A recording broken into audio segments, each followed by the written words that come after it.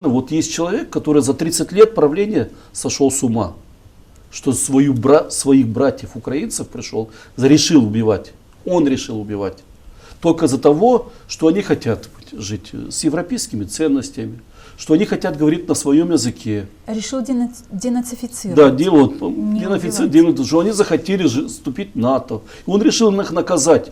Но мне больше всего, знаете, обида пока, может быть там, мало растущая ненависть на 150 миллионов граждан России, которые сегодня, в сегодняшнем мире, в мире эпохи интернета, там, социальных сетей, не напрягают свои мозги и не думают, как вы освобождаете украинцев, почему вы их рушите до нуля, их города и села, почему вы посылаете своих детей в другую страну, и которые возвращаются или в гробах миллионы. Почему вы, там вот сейчас идет Сумская операция, один из классических примеров, где решили взять Сумы месяц назад, и все буксуют, положили кучу, сделали группировку, 70 тысяч человек, 20 тысяч уже положили за 5 сел Сумской области.